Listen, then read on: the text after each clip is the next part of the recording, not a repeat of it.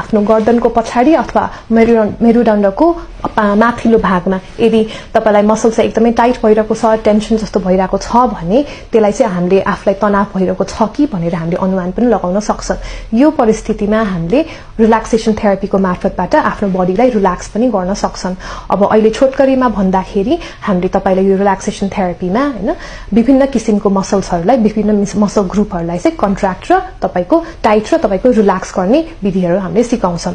ती मध्ये उदाहरणको लागि मुट्ठी बनाउने, मुट्ठीलाई टाइट गरेर कस्ने, मुट्ठीलाई टाइट बनाएर कस्दाखेरि चाहिँ हात तातो भएको महसुस गर्नुहुन्छ, त्यसमा नै फोकस गर्ने, तपाईको जति तातो महसुस गर्नुहुन्छ त्यसमा नै फोकस गर्दाखेरि आफ्नो सबै नेगेटिभ एनर्जीहरू, आफ्नो सबै तनाव, स्ट्रेसहरू त्यही मसल ग्रुपमा छ भनेर हामीले फोकस गर्ने। त्यसपछि लामो सास लिने र लामो सास त्यसपछि हामीले मुखबाट छोड्दाखेरि जुन मसल ग्रुप हामीले टाइट गरेको छौं त्यो पनि बिस्तारै हल्का गरेर छोड्ने।